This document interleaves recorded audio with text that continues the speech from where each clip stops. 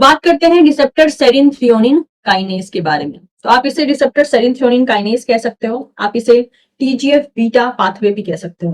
तो TGF beta pathway जिसे हम रिसेप्टर सेरिन थ्रियोनिन काइनेज कहते हैं, क्यों कहते हैं? बिकॉज ये रिसेप्टर के पास जो इनकी सेरिन थ्रियोनिन काइनेज की जो एक्टिविटी होगी, मतलब कि अपने टारगेट प्रोटीन पे सेरिन थ्रियोनिन रेसिड्यू पे फॉस्फेट ऐड कर सकते हैं। तो TGF beta is the transforming growth factor beta. ये एक सुपर फैमिली है जिसमें large number of structurally related dimeric proteins आते हैं। ठीक है, तो ये भी डायमेरिक प्रोटीन्स हैं। ओके, तो टीजीएफ बीटा की बात करें तो टीजीएफ बीटा में लगभग 33 जो है हमको लगभग नंबर के फॉर्म में, जैसे बोला ना सुपर फैमिली में large number of structurally related dimeric proteins है, तो लगभग 33 प्रोटीन्स हमको ह्यूमंस में देखने को मिलते हैं। ये जो है मेनली मतलब they can be either hormone, ये हार्मोन हो सकते हैं या मोस्ट कॉमन तरीके से लोकल मीडिएटर हो सकते हैं, जो कि बहुत वैरायटी ऑफ बायोलॉजिकल फंक्शन को हैंडल करते हैं एनिमल्स में। डेवलपमेंट की हम बात करें तो डेवलपमेंट के टाइम पे ये जो टीजीएफ बीटा पाथवे है ये क्या कर सकता है, ये पैटर्न फॉर्मेशन में मदद कर सकता है और भी सेल के बिहेवियर को इन्फ्लुएंस कर सकता है, जैसे कि सेल का प्रोलिफरेशन करवाना, स्पेसिफिकेशन करवाना, डिफरेंशिएशन, एक्स्ट्रा सेलुलर मैट्रिक्स का प्रोडक्शन कराना, इनफैक्ट सेल डेथ भी कराने में मदद कर सकता है। क्या मुझे एग्जांपल देंगे कि टीजीएफ बीटा पाथवे कहाँ सेल डेथ करवा रहा था? हमने ऑलरेडी पढ़ा है।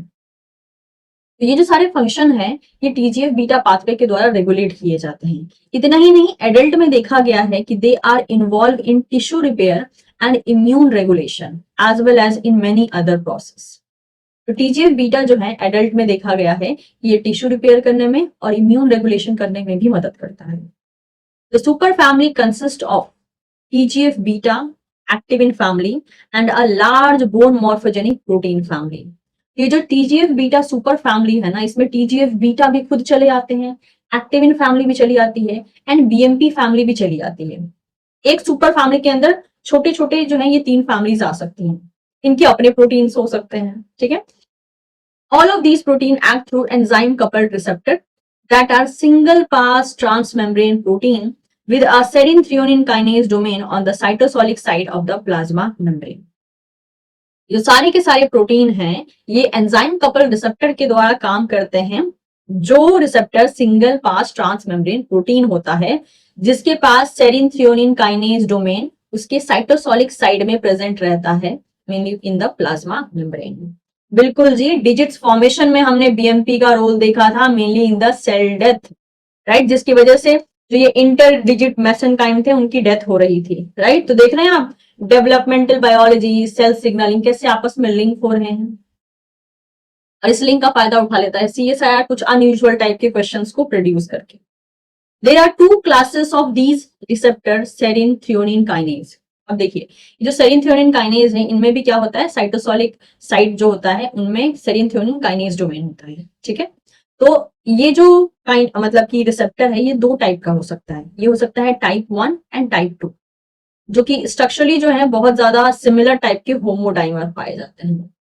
तो ये रिसेप्टर भी किस फॉर्म में होते हैं, ये रिसेप्टर भी एक तरीके से डाइमर फॉर्म में ही होते हैं।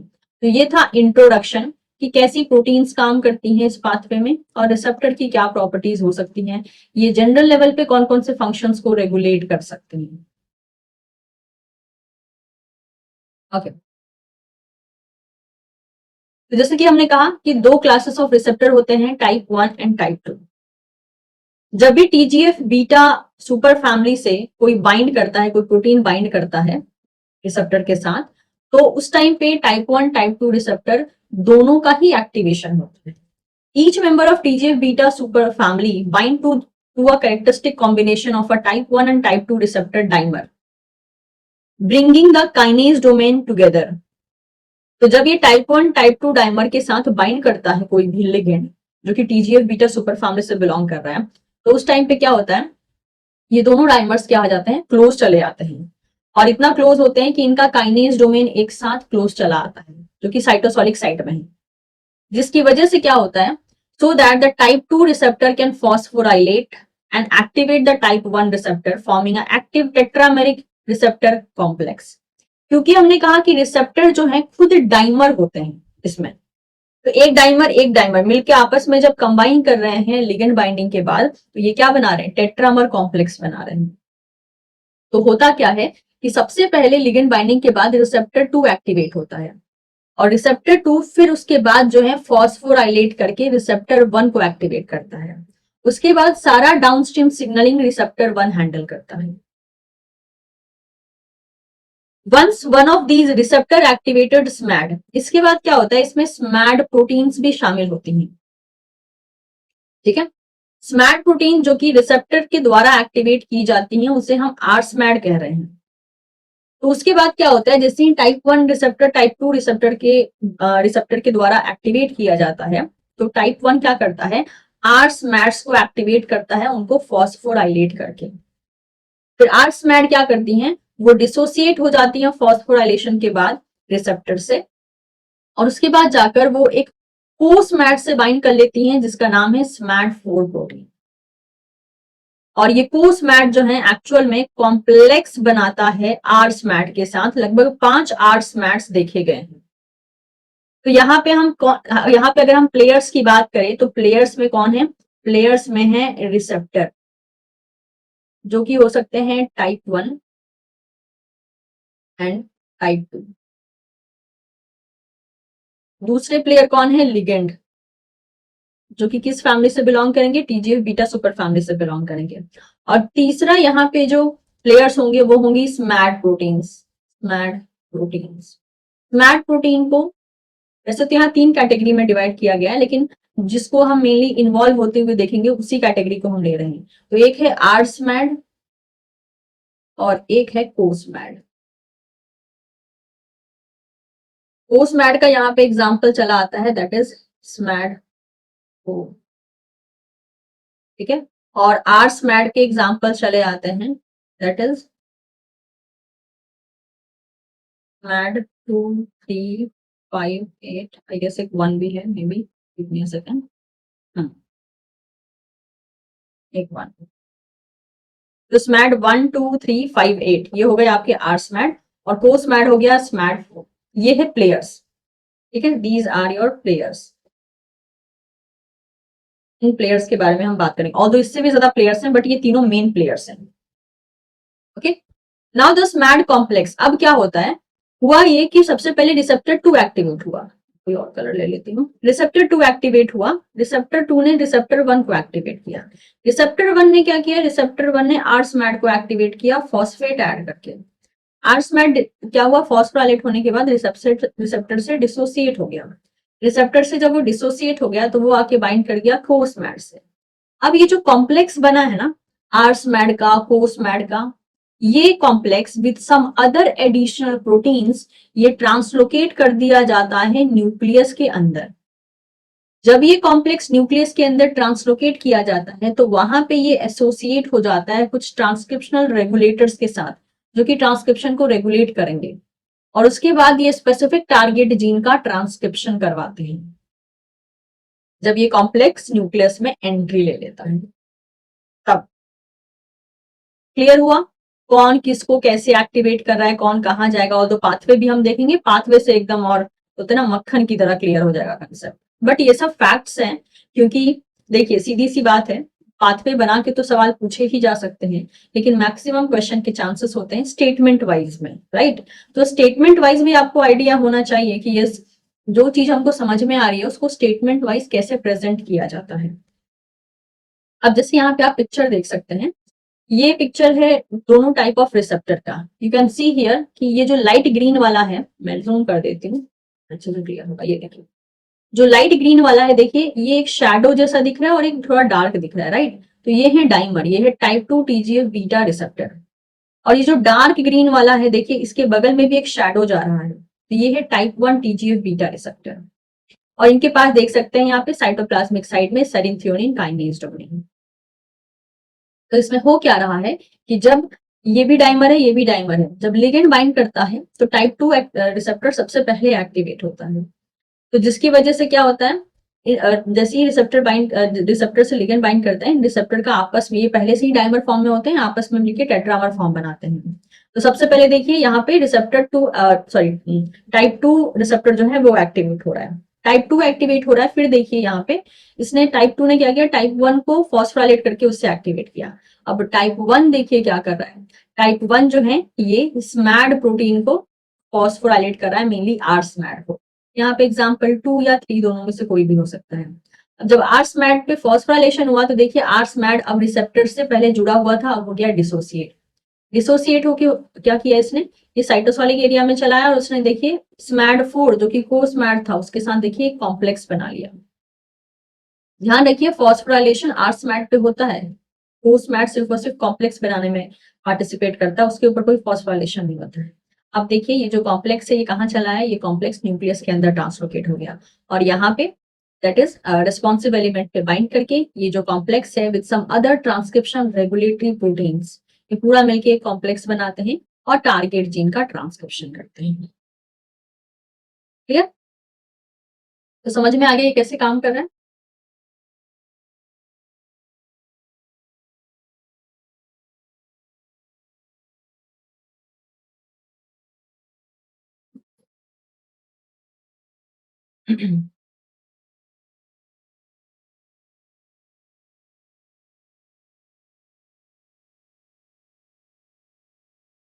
ओके, तो कुछ फैक्ट्स यहाँ पे देख लेते हैं।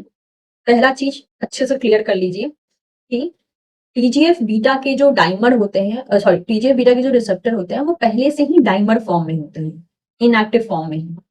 ठीक है। सेकंड, दो टाइप के रिसेप्टर होते हैं, टाइप 1 एंड टाइप।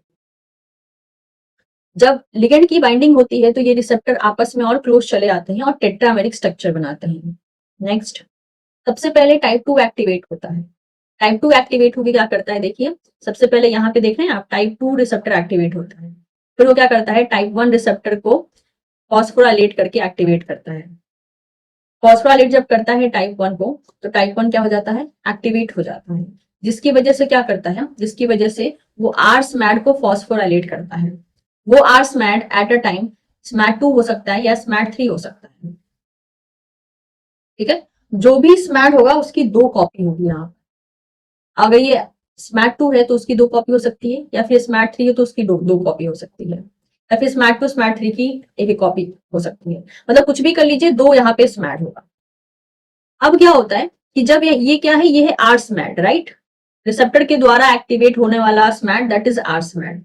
जब ये आर स्मैट पे फॉस्फोराइलेशन होता है ना, तो आर स्मैट की क्या होती है, ऐसी साइट जो है एक्सपोज हो जाती है जिस साइट के द्वारा उनका डाइमराइजेशन पॉसिबल है, जैसे कि यहाँ पर हो रहा है देखिए। ठीक है, तो इट कुड बी स्मैट 2 और स्मैट 3, कुछ भी आप ले सकते हैं यहाँ पे। तो ये जब फॉस्फोराइलेट होते हैं तो इनका डाइमराइजेशन करने का जो साइट होता है वो एक तरीके से एक्सपोज हो जाता है, जिसकी वजह से ये डाइमर तो बनाते ही हैं, लेकिन को स्मैट के साथ मिलकर एक तरीके से आप बोल सकते हो ये ट्राइमेरिक स्मैट कॉम्प्लेक्स भी बनाते हैं। ट्राइमेरिक क्यों, क्योंकि दो कॉपी यहाँ पे आर स्मैट का है और एक कॉपी को स्मैट का है, तो ट्राइमर हो गया।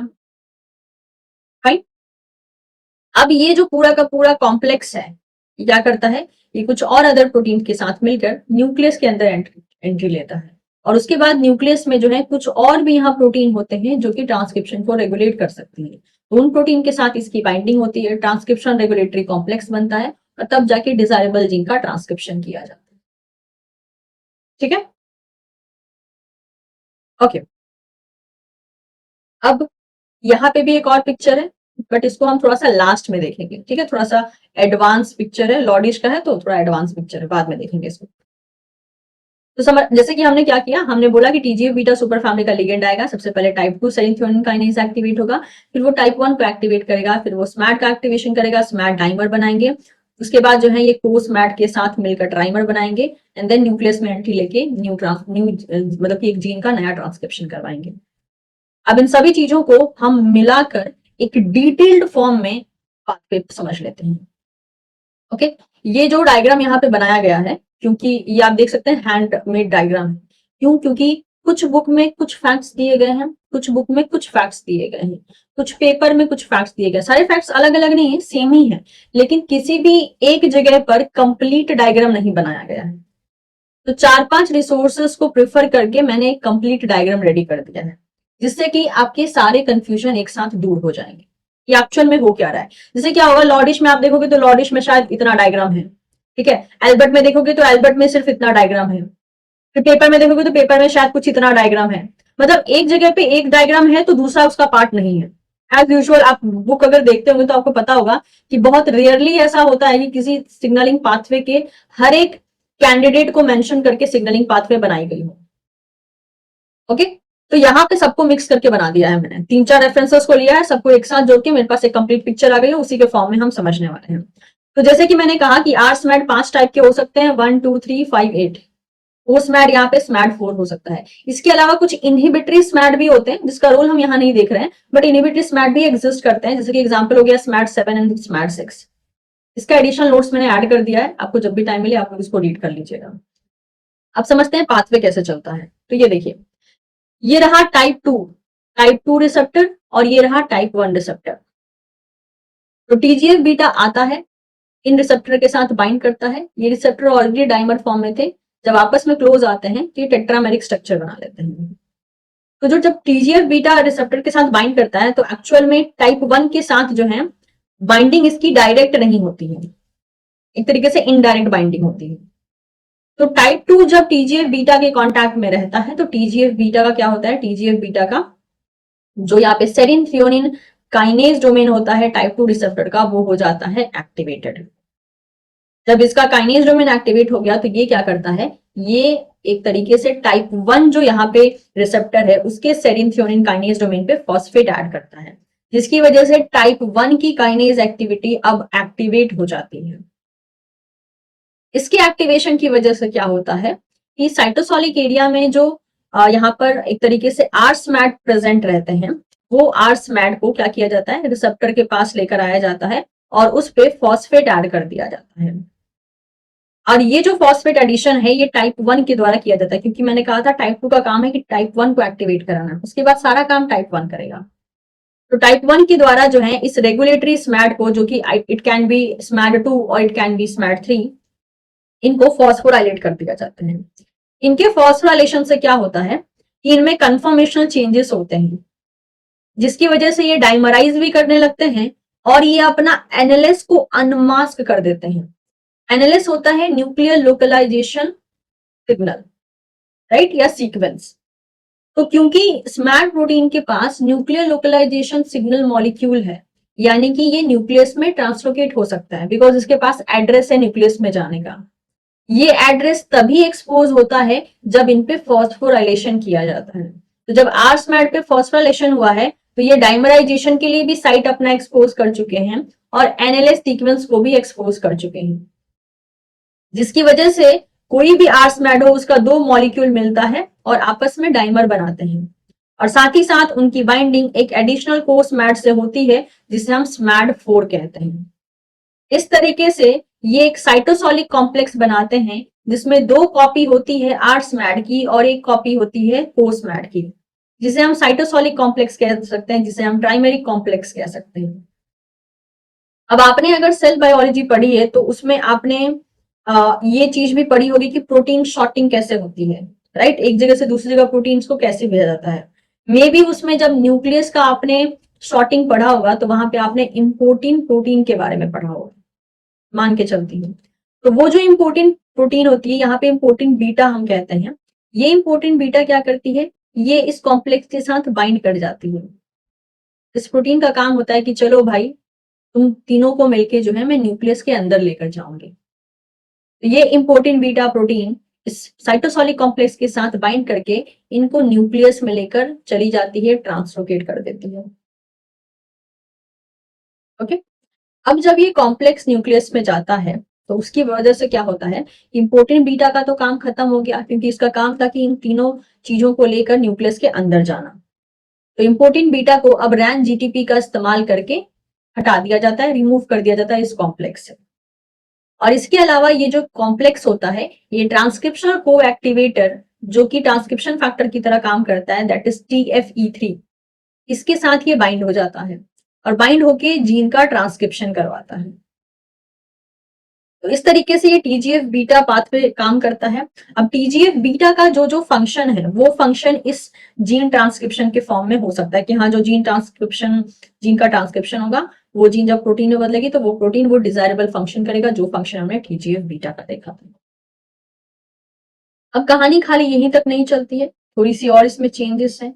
वो क्या है देखिए कि चलो ये तीनों कॉम्प्लेक्स गए, यानी आर्समैड कोसमैड का कॉम्प्लेक्स न्यूक्लियस में गया, जीन का ट्रांसक्रिप्शन किया, उसके बाद क्या होगा, उसके बाद क्या किया जाता है कि जो स्मैड प्रोटीन्स हैं, क्योंकि उनका काम अब खत्म हो गया, जिस काम के लिए उनको न्यूक्लियस में बुलाया गया था वो काम अब खत्म हो गया, तो अब क्या जरूरी है, अब जरूरी है कि उनको वापस से उनके एरिया में भेज दिया जाए जहां से वो आई है। तो क्या किया जाता है, यहाँ पे कुछ फॉस्फेटेज एंजाइम होते हैं, वो फॉस्फेटेज एंजाइम क्या करते हैं, स्मैड प्रोटीन से फॉस्फेट को हटा देते हैं। जैसे ही स्मैड प्रोटीन से फॉस्फेट को हटाया जाता है, वो स्मैड प्रोटीन वापस से जो है साइटोसॉल में चली आती है और वापस से रेडी रहती है फिर से इस साइकिल को रिपीट करने के लिए। ठीक है, तो न्यूक्लियर पोर का इस्तेमाल करके स्मैड प्रोटीन वापस से साइटोसॉल में चली आती है और वहां पे फिर से इस साइकिल इस पाथवे के एक्टिवेट होने का इंतजार करती है ताकि वो फिर से पार्टिसिपेट कर सके।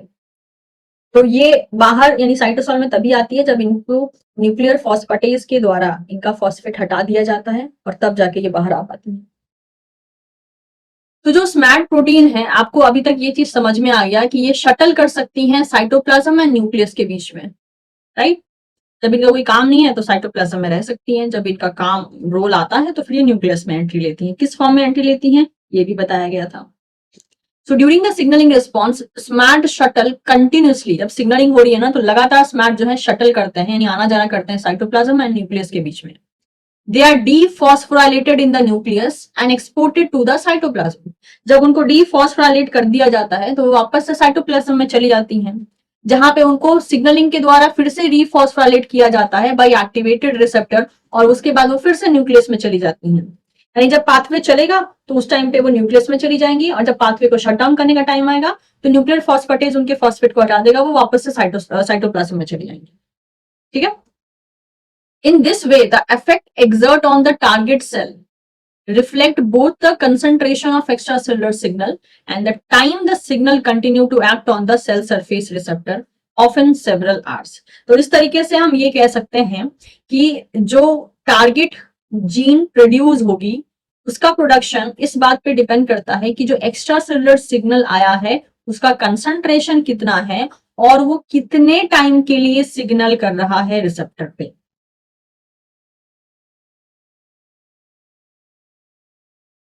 ठीक है, next, cell exposed to morphogen at a high concentration or for a long time or both will switch on one set of gene, whereas the cell receiving the lower or more transient exposure will switch to another set of gene। देखिए यहाँ पे इन्होंने cell biology में developmental biology को entry दिलवा दी। ठीक है, Dave bio related बात बोल दी इन्होंने, क्योंकि जहां पे किसी मॉर्फोजन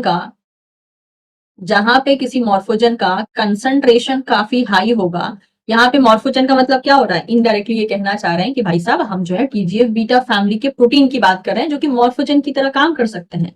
तो जहां पे कंसंट्रेशन हाई होगा, जहां पे टाइमिंग ज्यादा होगी उस मॉलिक्यूल के प्रेजेंट रहने की, मान लीजिए वहां पे ए सेट ऑफ जीन एक्टिवेट हो रही है, ए सेट जीन एक्टिवेट हो रही है, लेकिन उसका उल्टा इफेक्ट कि जहां पे कंसंट्रेशन कम मिल रहा है सेल को और जहां पे टाइमिंग वगैरह भी कम है एक्सपोजर की, वहां पे बी सेट ऑफ जीन बन सकती है। याद आ रहा है सभी को? फाइन। तो जैसे कि हम बात कर रहे थे कि ये जो मॉर्फोजन है, ये मॉर्फोजन का example that is TGF beta super family protein हो सकते हैं, सुपर फैमिली प्रोटीन हो सकते हैं। तो जब ये रिसेप्टर के साथ बाइंड करेंगे ना तो ये मैटर करता है, जब ये रिसेप्टर के साथ बाइंड करेंगे तो कंसंट्रेशन इनका कितना है और ये कितनी देर के लिए बाइंड रह रहे हैं, उसके बेसिस पे कौन से सेट ऑफ जीन एक्टिवेट होगी वो वैरी करेगा। ठीक है, क्लियर? तो इस तरीके से हमने देखा कि ये टीजीएफ बीटा कैसे काम कर सकता है और इनके जो स्मैड प्रोटीन्स होते हैं वो कैसे शटल कर सकते हैं साइटोप्लाज्म एंड न्यूक्लियस के बीच में। फाइन। अब अगर हम बात करें तो ये कुछ बोलते हैं ना छोटी छोटी मगर मोटी बातें, सॉरी शक्तिमान वाला चीज। तो केस वन की अगर मैं बात करूं, मान लीजिए अगर लिगेंड जो बाइंड कर रहा है वो टीजीएफ बीटा है या फिर एक्टिविन है, तो जब ये अपने रिसेप्टर से बाइंड करेंगे तो इनका रिसेप्टर जब एक्टिवेट होगा तो जिस आर्समैड को वो रिसेप्टर फॉस्फोराइलेट करेगा वो आर्समैड 2 या 3 हो सकते हैं। ठीक है, और को स्मैड जो है स्मैड 4 होगा। लेकिन अगर लिगेंड BMP4 है, तो जब वो रिसेप्टर के साथ बाइंड करेगा, तो रिसेप्टर के द्वारा जिन आर स्मैड को फॉस्फोराइलेट किया जा सकता है, वो आर स्मैड, स्मैड 1, 5 एंड 8 इनमें से कोई भी हो सकता है, और को स्मैड स्मैड 4 ही रहेगा।